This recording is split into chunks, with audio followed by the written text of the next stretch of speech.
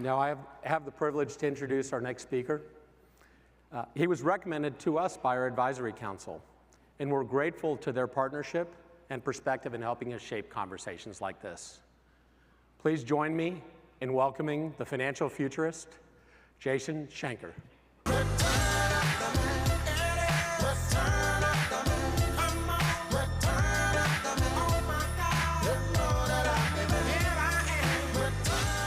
Thank you all very much. It's a pleasure to be here today. You know, I love that song so much, Return of the Mac.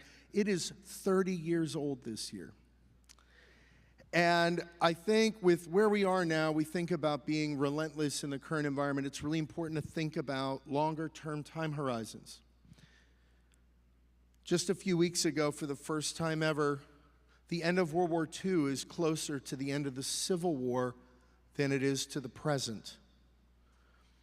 And if we think about some of the geopolitical risks we see right now, I think it's important to understand most historians today look at World War I and World War II as two parts of the same conflict with a 20-year armistice to resolve what historians call the German question. How do you resolve Germany's propensity towards economic, political, and military hegemony over Europe? In the situation we're in now, I wonder if we got the Cold War wrong. I was born in the 70s, raised in the 80s. What I heard most about the Cold War was about Russia. But the truth is, where the Cold War happened, it really went hot in China's periphery, right? It goes hot in Korea, in Vietnam, in Southeast Asia. I wonder if historians, 50 or 100 years from now, we'll look back and go, Cold War I and Cold War II were two parts of the same conflict with a 50-year armistice to resolve the China question. How do you resolve China's propensity towards economic, political, and military hegemony over Asia? And make no mistake, if we look back at Cold War I, in the same way that the Treaty of Versailles ends World War I, but it sows the seeds for World War II, in February of 1972, President Nixon went to Beijing. This is Nixon's China moment. He's on the tarmac shaking hands with the Chinese premier, Zhou Enlai. This is the beginning of the end of Cold War I. It drives a wedge between the Soviet Union and China. But there's a price. The price is the One China policy, a policy of strategic ambiguity about what the status of Taiwan is and will be. Is it its own country? No. Will it be China? Well, we'll answer that later. If you look closely enough at the picture, you can almost see Nixon palming over to Zhou Enlai a check. And the check says, pay to the People's Republic of China in the amount of 1 Taiwan and 00 over 100 cents. For the young people in the room, a check is the way you pay people with a piece of paper. But it's a post-dated check, and China seems to want to cash that check now. 50 years to the month after this handshake at the Beijing Olympics on February 4th, 2022, Russia and China issue a joint statement. It's 2022, and they say, we strongly uphold the outcomes of the Second World War. Weird to say in 2022. They also say there's no limit to their cooperation. Make no mistake, China and Russia got married. And just a few weeks later, 4 years ago and just a few days ago, almost 4 years to the day of 50 years to the day of that handshake on the tarmac, Russia invades Ukraine. Just a quick refresh. At the end of World War II, here's the map. A couple big takeaways. China bigger, Russia bigger. And I know domestically that there's a lot of strife and disagreement between Republicans and Democrats. And for those of you who watched the State of the Union address Anybody here watch the State of the Union address? I see some hands, yeah?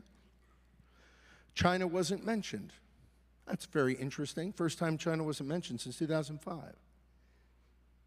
You probably don't need to mention it because 77% of Americans view China unfavorably. Last year in December, in the National Defense Authorization Act, a couple things were important. One was some military aid to Taiwan. The second was calling for a large-scale military drill to test U.S. forces for conflict readiness and sustainment in the Indo-Pacific region. It's along the lines of the Nifty Nugget. What does this mean? Well, the Nifty Nugget in 1973, I believe, it was either 73 or 78, must have been 73, they called for a large-scale U.S. testing of military forces. What this was every member of the U.S. military globally, including government support, would be mobilized to test U.S. operational readiness for an existential conflict risk. The Nifty Nugget was a massive failure, but there were a few key learnings, hence it was a Nifty Nugget. That level of massive existential testing drill is what's being planned for this year by the U.S. in the Indo-PACOM region. And if you talk to folks at the highest levels of government in the U.S., they will tell you 2027 is the year Premier Xi has indicated he wants to take control of Taiwan. And that's 10 months from now. I would love nothing more than to come back in 2028 and say nothing happened. If that is the case, it's probably because we projected effective deterrence. Credible threats are required for effective deterrence. This is why our allies have increased their military budgets. This is driving all kinds of investment flows. And this is Cold War II. A lot of this is being driven by the four elements of national power. For those of you who aren't aware, it's diplomacy, information, military, and economic. Big push on the economic piece. And again, this is bipartisan. The Section 232 tariffs on steel and aluminum that were started in the first Trump administration, continued under the Biden administration, continued and now augmented with steel and aluminum derivative tariffs. Those aren't what was struck down by the Supreme Court. Those are moving forward. You all know what the Business Roundtable is? 100 CEOs, the biggest companies in the U.S., and they advise politicians on both parties on nonpartisan issues. There are 27 states that have similar roundtables of 100 CEOs. Texas is one of those states. I'm one of those CEOs. I have been for 12 years. I'm also the chairman of our Federal Issues Task Force. And every year we go up to D.C. and we meet with our congressmen, both parties, our senators, one or both, who happen to be Republicans, and the administration, whichever administration it happens to be. In the fall of 2024, we went up, meeting at the Biden White House. One of the heads of the National Economic Council comes in. These are economic advisors who directly advise the president. It's the fall of 2024. First thing this key advisor, economic advisor, the president says is, the U.S. has the strongest industrial base since the Vietnam War. She doesn't say 1971 or 1969. She says, name a big war here.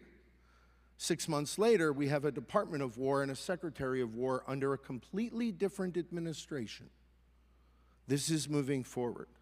And I know the politics seems chaotic right now, but our next president could be J.D. Vance, AOC, or the Hamburglar.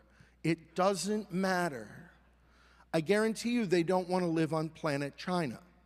And that's what this is about. If we think about economic power, there's kind of two parts. And the levers of economic security include kind of the raw power piece. We think about GDP, right? The U.S. has the biggest GDP in the country. Capital stock, right? The assets in our economy.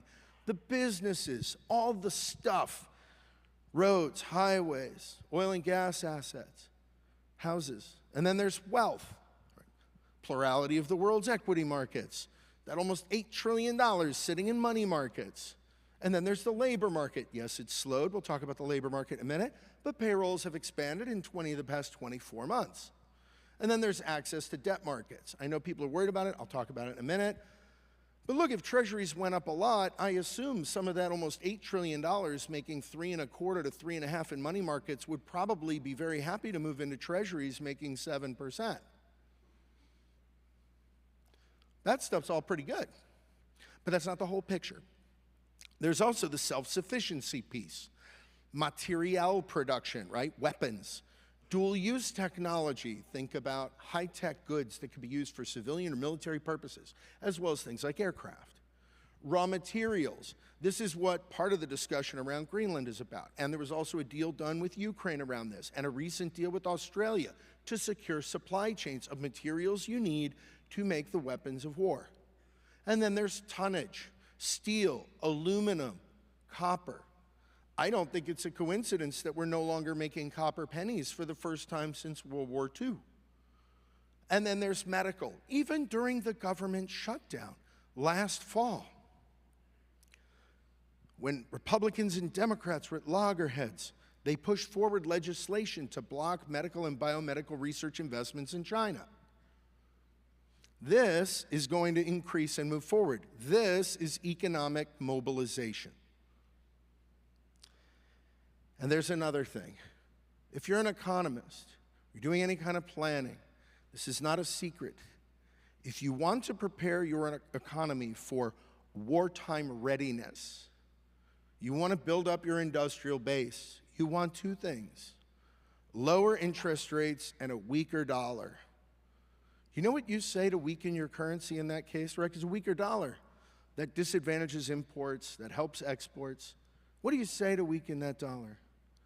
You say whatever it takes, because 2027 is 10 months away. And I get it, the dollar's weakened quite a bit. And a lot of folks are quick to say the dollar's dead, the dollar's dead.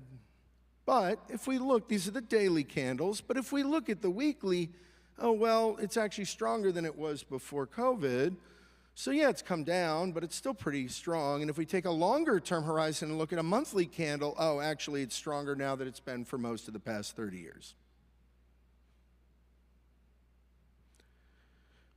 Here's the thing. Cold War II is not great. You know what's worse than Cold War II is World War III. No one wants World War III.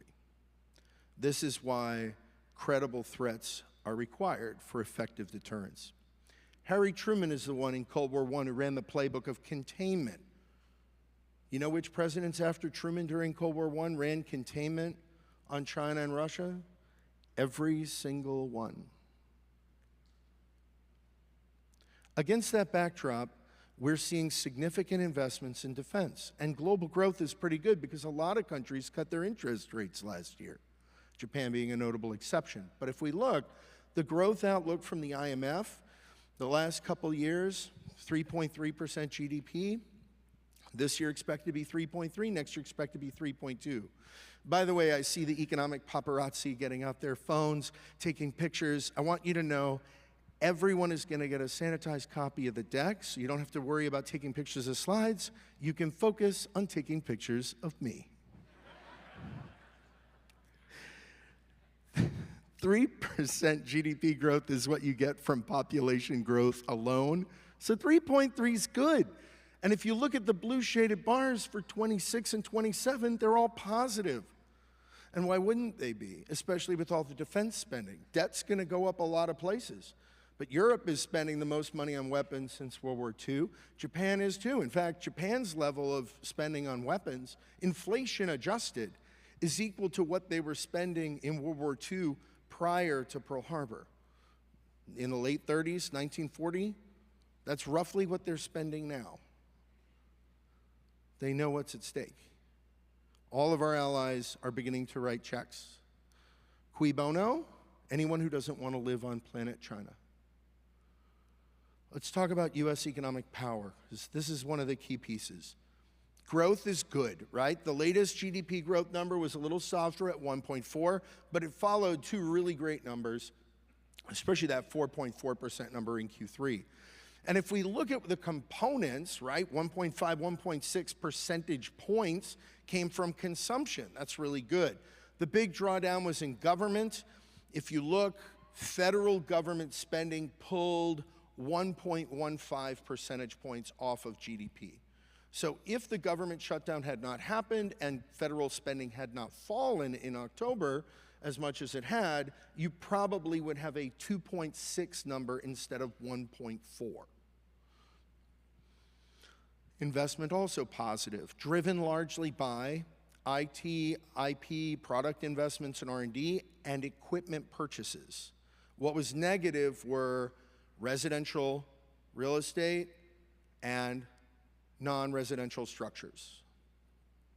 But it's pretty good. The most important thing to take away, over 69% of GDP is consumption. People with jobs buying stuff. In the next 4 to 8 quarters, it'll probably eclipse 70%. So now, let's talk a little bit about the consumer. And of course, if we look at the outlook for the next GDP report, the Atlanta Fed GDP now reflects Q1 GDP based on currently available data, might be 3.1%. But let's talk about the health of the consumer, right? That's almost 70% of GDP. If we look, consumer debt in general is at a record level of almost $19 trillion. The vast majority of that is the big orange here. That's mortgage debt. We'll talk about that in a second. Debt delinquencies are relatively low, but they've gone up. The most recent quarter shows debt delinquencies are at 4.8%, the highest since Q3 of 2017. Now, although that's gone up, if we look, the average across this entire period is 5.7, and the median is 4.7. So the median is a little bit below where we are now. Maybe you're concerned. You're like, well, wait a minute, we're above the median level of percentage debt delinquent with a record level of debt. Isn't this worrisome? Let's dig in on this a little. If we break delinquencies down by type of debt, you'll see that auto loans in green are down. Credit card debt in blue is down. HELOCs in purple are down. Debt delinquencies for mortgages in yellow up just a little bit. But that red line, 4 quarters ago, that was less than 1%. Today, it's 16.4%. That's student loan debt delinquencies. Good news, they're not going to repo your degree if you don't pay back your student loans. And, look, y'all are financial advisors. Y'all get it. I've been a CFP for 16 years. I understand strategy and risk and think about risk and return. If I was someone who had a bunch of student loans, which I don't, I paid them off in 2005, but if I did, and I thought about all the politicians who keep saying they're going to make student loans go away, I don't know, maybe I'd roll the dice and say, well, over time, maybe sooner or later they will make it go away. I'll make sure I pay the other stuff because that's going to have consequences. But maybe someday some politician will wave a wand and my student loans will go into the ether. It's not an impossible thing to imagine. From a risk-return standpoint, it's maybe not even a bad strategy depending on the situation. So, the debt that's driving up the delinquencies is just student loans. Mortgage credit quality looks good. 67% of all mortgage dollars are issued since Q1 2020 have gone to people with 760 plus FICOs. This stacked bar chart shows credit quality in the billions, or a breakout of credit quality with the billions of mortgages issued per quarter. On the left-hand side, you see a wide range of different colors of credit. That's before the housing crisis. And on the right, you see a giant icy blue mountain of 760 plus FICOs. I am not worried about the housing market. Now, while 67% of all mortgage origination was for 760 plus FICOs since Q1 2020, 36% of auto loans have been. Auto loans look a little different. But here's the thing. I am sure somewhere out there, there's someone living in a house that was foreclosed on in the housing crisis, 20 years ago, and they're still in that house somehow. But if you miss a couple car payments, you're going to go to the 7-Eleven and grab a Slurpee and come out, find Dog the Bounty Hunter drove off in your ride. Very easy to repo. And in general, credit quality looks really good because foreclosures and bankruptcies are really low. And in fact, I mean, look, the foreclosures number are the tiny little blue bar charts on the right you need to kind of squint to see. Prior to COVID, these would have been by far the record low numbers. Consumer credit looks all right, except for the student loans. How about the jobs? Unemployment rate on the left, it's gone up, but it's still relatively low. On the right-hand side, you see payroll changes month on month. Even after the downward revisions we recently saw, expansions in 20 of the past 24 months, only 1 month had a significant decline. That was in October of last year. Those were government jobs that fell off the rolls. And on a longer-term time horizon, the unemployment rate of 4.3 is higher than it has been. However, the average this century so far is 5.6%. And the total payroll number is at a record of around 159 million. Labor force record around 172 million. And the number of people collecting unemployment is really low. Even the data out today, still just a little over 1.8 million. The way that the unemployment rate's calculated, I'm sure y'all are aware, is a household survey. You call people up, you ask them 2 questions. Do you have a job? If they say no, then you ask a second question, which is, are you looking for work? And if they say yes, they are counted as unemployed because they don't have a job and they're looking. Another way to consider who's unemployed would be to look at who's collecting unemployment. Well, if out of 172 million people, only 1.8 million are collecting, that's less than 1.1% of the labor force. And there's a ton of job openings. There's still 6.5 million open jobs in the U.S. economy. Yes, it's lower than the 12.2 million open jobs in March of 2022, when we had the Great Resignation and the whole thing. But if you look back at the previous 2 bigger recessions, 01 and 07, back then, before the recessions, there were only about 4.5 million open jobs. We're still above 6.5. And the median since 2000 has been 4.7. We're well above that. And I'm sure from some of your clients or even friends, they're saying, hey, AI is really hurting the job market, especially for recent college grads. In December, the national unemployment rate was 4.4. And for recent college grads, it's true. The unemployment rate for recent grads, ages 22 to 27, the unemployment rate was 5.6.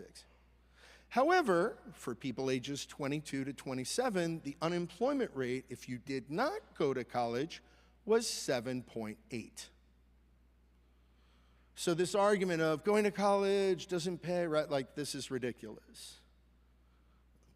I still believe that the best thing people can invest in is in a business they control or their children's education to get very high ROI. I wish I could get that kind of ROI on other stuff. The BLS has done some graphics about this called Education Pays, looking at the population of the US level data, 60,000 data points. And over many, many years, it's been very consistent at every level of additional education and learning, formal education, you make more money, and you are less likely to be unemployed at every single level. This is persistent across time. But the job market feels a little different. You know, it feels a lot like in 2001, I came out of grad school for the first time. And that job market felt pretty rough.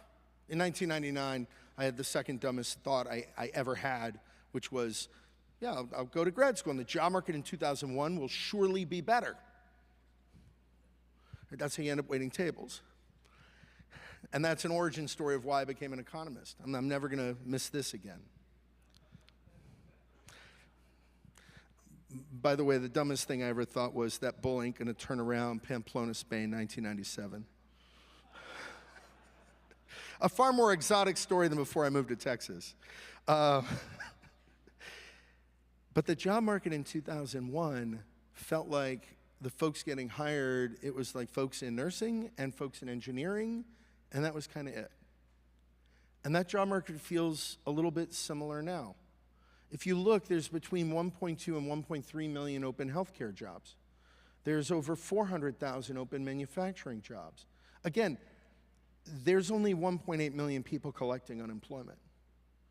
There's almost 300,000 open jobs in construction. That's more open jobs than at any point during the housing boom of the aughts. And then in transportation, warehousing, and utilities, there's over 300,000 open jobs.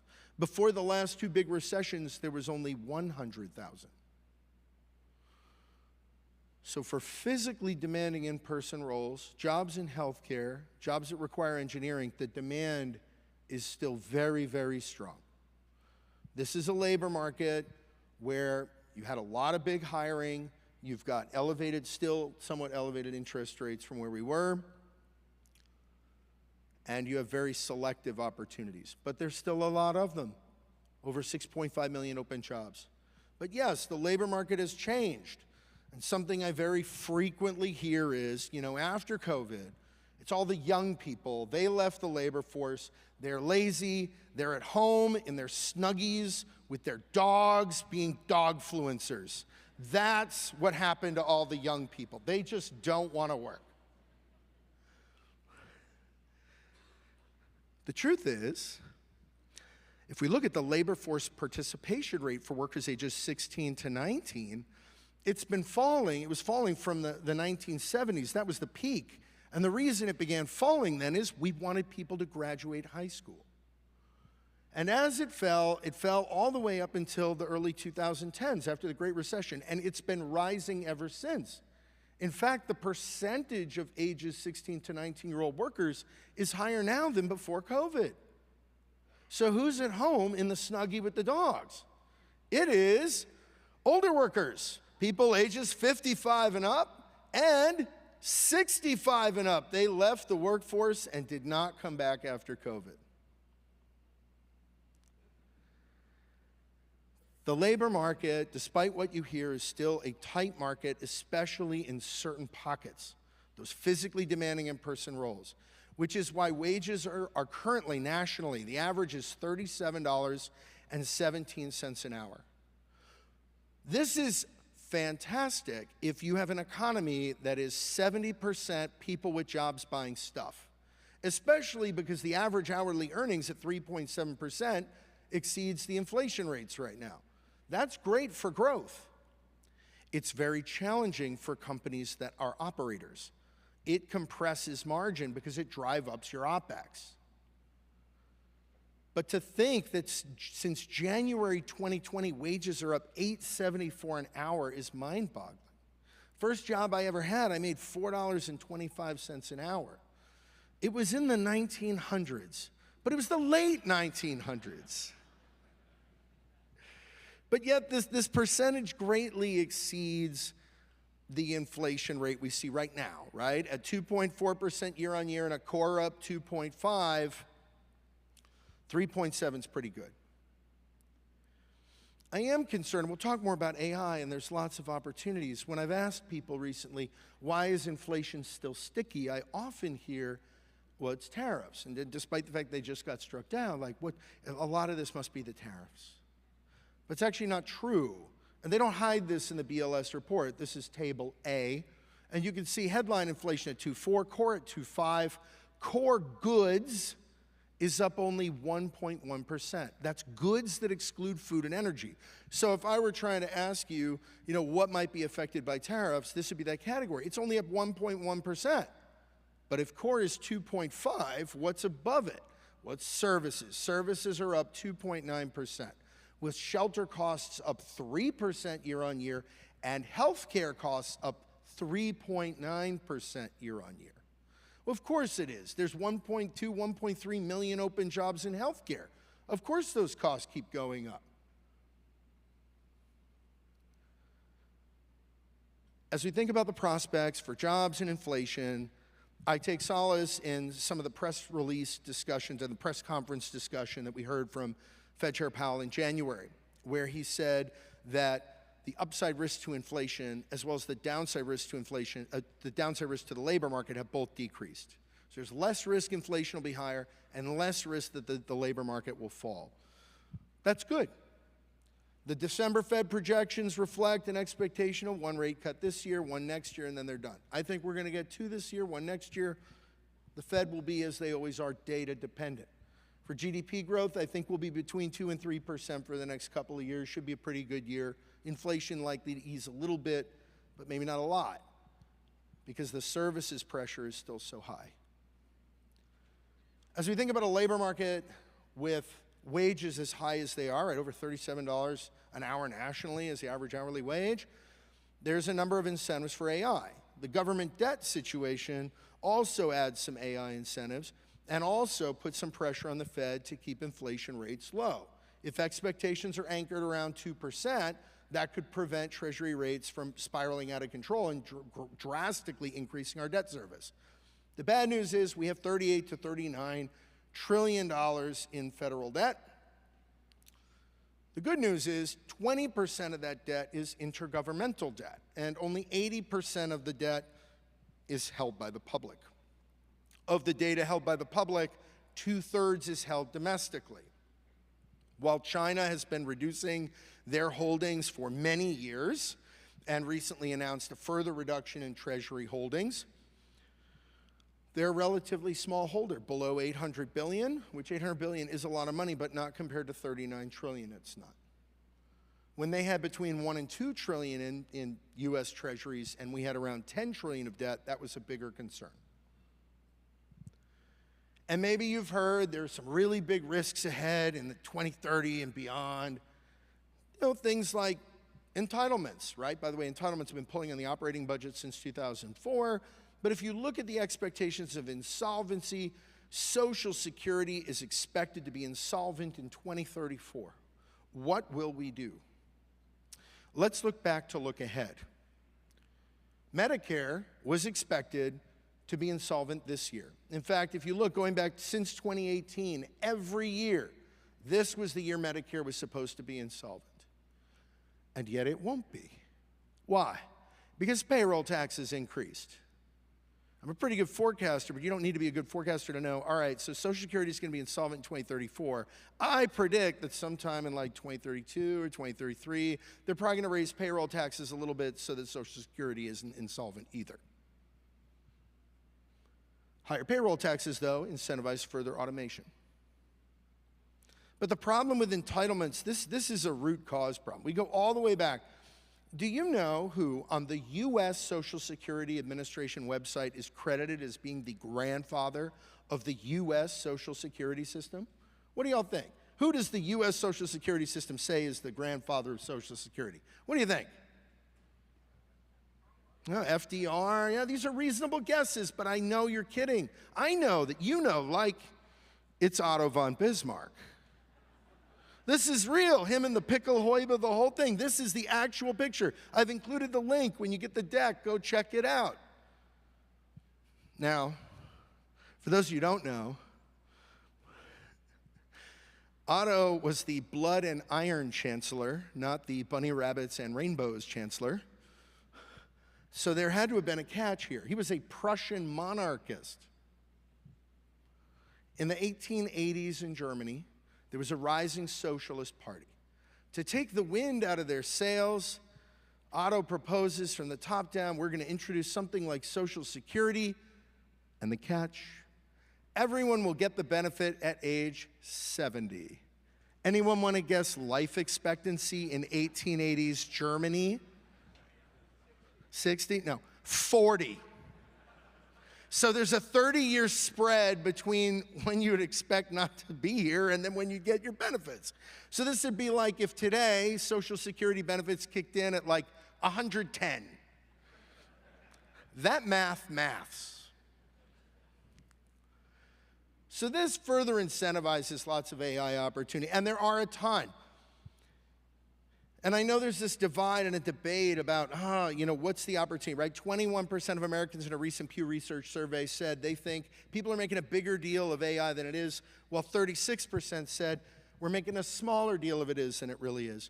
My opinion is it's probably both. Last year at this time, I was in a Target with my wife, and we were in the greeting cards section. And they had the greeting cards for kids in school. You know, the ones that are on like a sheet, and you got to buy a bunch of them, even for the kids in class you don't like. You know, you give one to everybody. And one of them had a dad joke. And I could figure out what most of them were, but this one, I was really stumped. What is a unicorn's favorite sweet?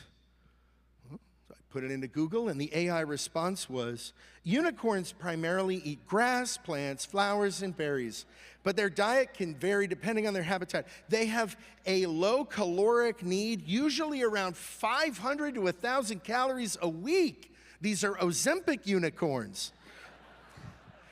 And some unicorns may also eat apples or carrots if they can find them.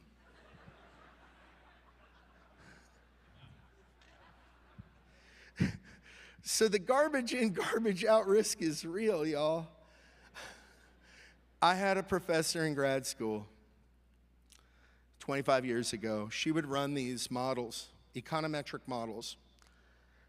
It's a lot of the statistical math. Some of you probably taking courses in econometrics. Some of the large language models, they're based on this kind of math. Anyway, she would run these models. It would take 3 days. You'd have to put chairs around her desk to make sure no one touched her computer. Good news, today that 3-day model can be run in 3 seconds. Bad news, before she ran the model, she would spend 3 weeks preparing and cleaning the data, making sure all the columns had data appropriately, the units of measure were right, the currencies were right, making sure there was data where there was supposed to be and wasn't where there shouldn't.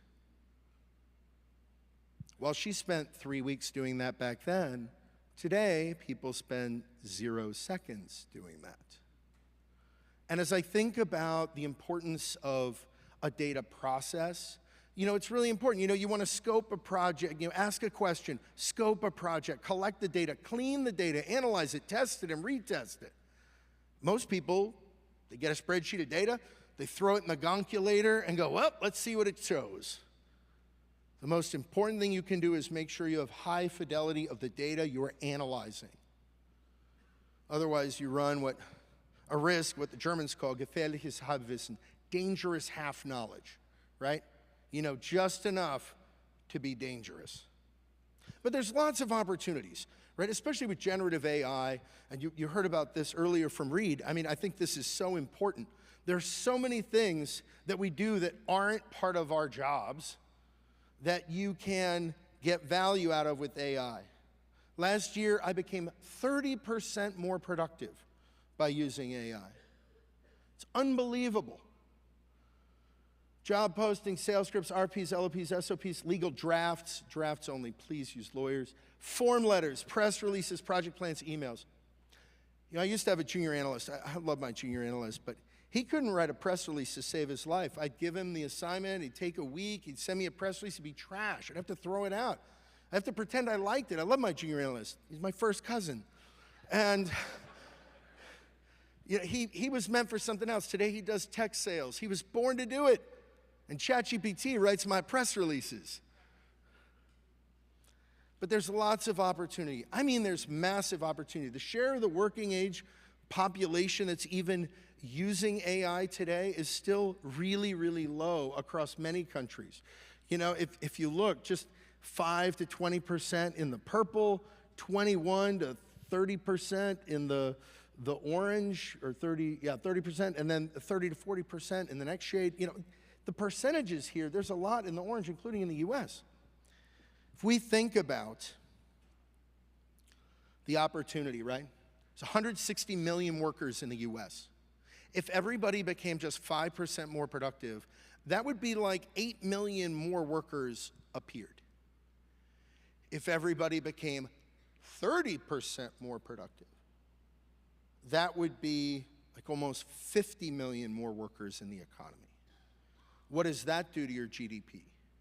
And this is kind of the question around the valuation piece. What is it worth?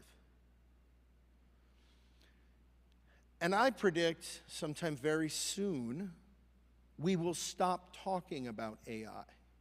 Because right now, right, you see the Google Trends data around AI. We're at record levels of searches around AI.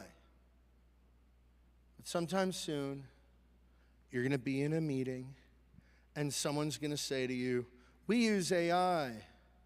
And you're going to look at them and go, I wasn't concerned until now. Why did you even need to say that? I'd assume you use AI, right? It'd be like if somebody told you, I use a computer and the internet in my job. Like, wow, next thing you know, you'll tell me your office has running water.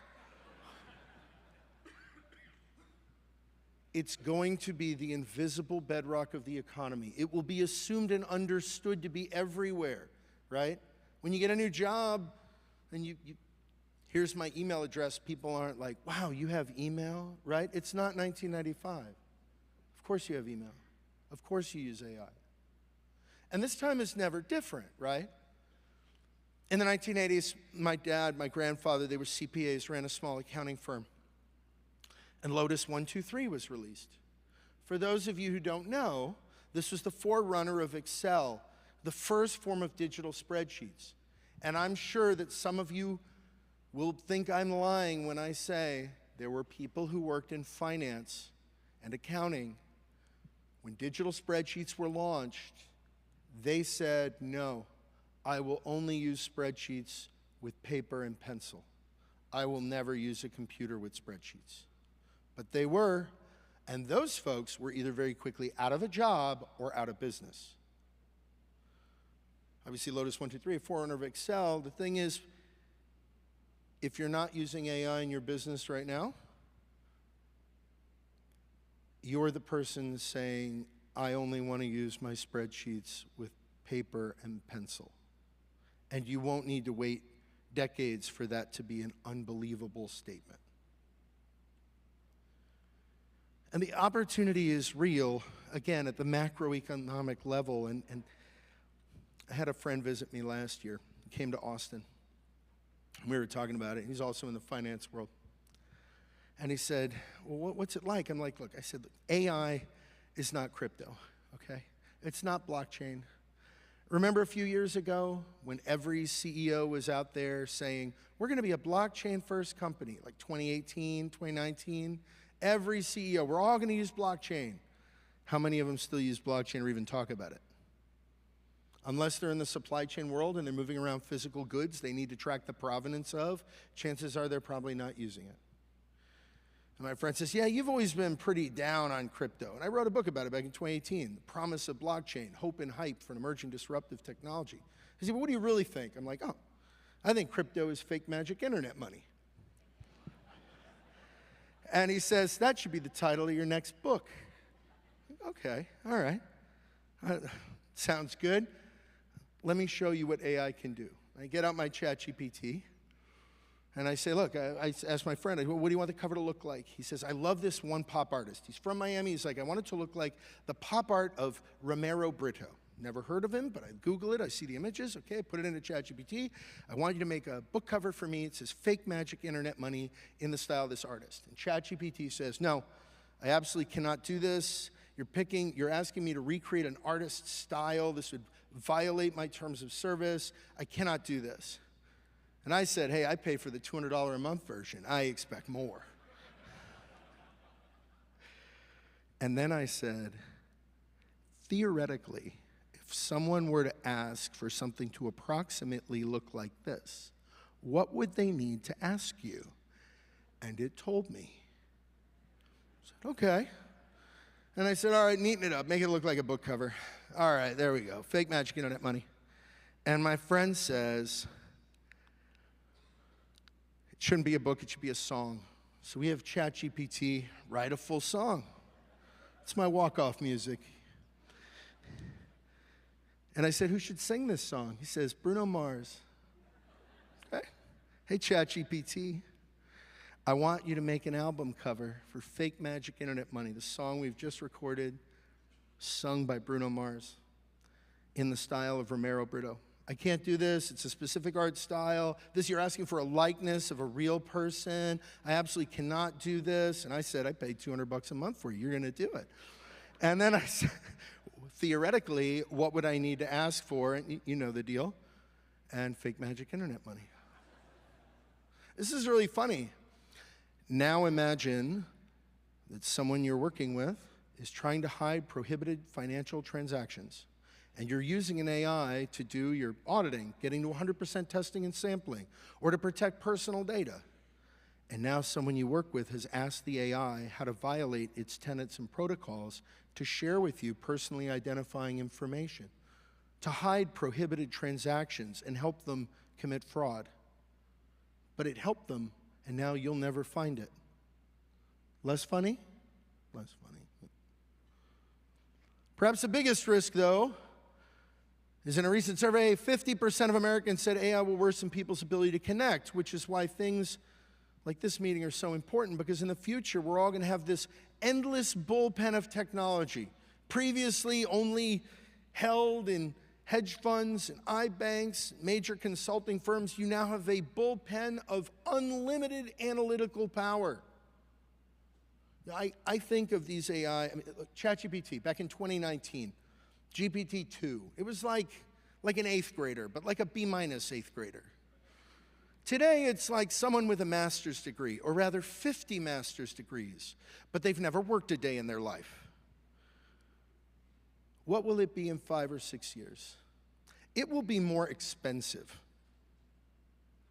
$200 a month. I know there's media here, so I won't tell you how much I'd be willing to pay, but let me tell you, to be 30% more productive at $200 a month, I can't even, that's unbelievable.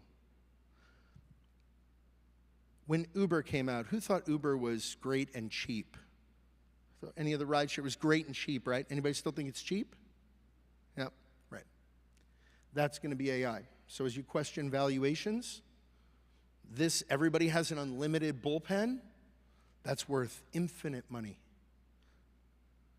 But what's more important than that will be relationships, making real connections, making time for people, being present, being in events like this. More than ever, your network will be your net worth. Far more valuable. So let me share some key expectations to wrap things up. Looking forward to the year ahead, I expect modestly positive U.S. growth, global growth, modestly positive U.S. job gains, modestly easing year-on-year inflation, modestly falling interest rates, just a little bit more. On the market side, I think we have this generally positive outlook with productivity gains that are going to be really significant. And there are big sector opportunities if we think about moving to a wartime-ready economy. Defense, high-tech, dual-use tech, manufacturing, supply chain, material handling, heavy industry. And by the way, all that stuff I started with about Taiwan, right? 90% of the world's most powerful semiconductors come from Taiwan. That's why Cold War II is so important. Preventing a kinetic conflict over Taiwan is critical, because how else do you get all these massive productivity gains? Upside risk for precious and industrial metals prices. Industrial metals prices from this is all very clear, right? If we're building more heavy industry, why did President Trump back in February of last year in his first joint session before Congress talk about shipbuilding? He talked about shipbuilding because the biggest navy in the world by ship number is China. And we have more powerful ships, we have more tonnage, but it's more distributed.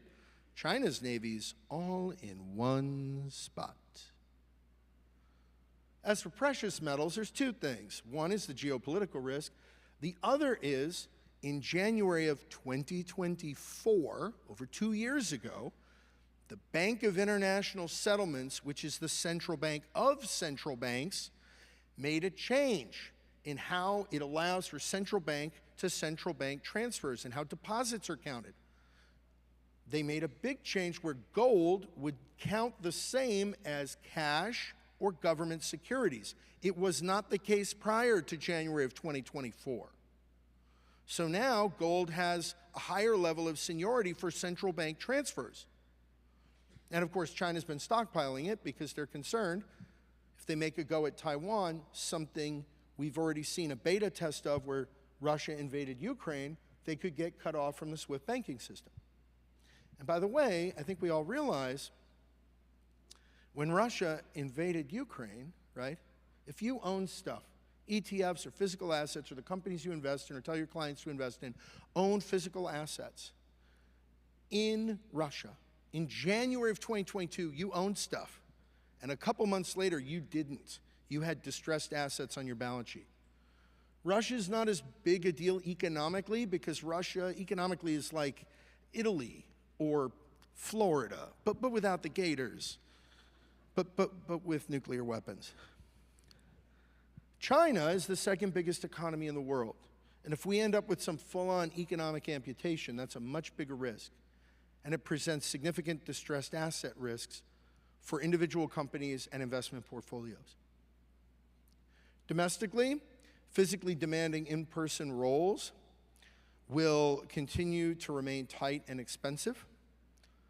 But as I've articulated multiple times, the most important thing we think about risk is managing your Cold War II risks.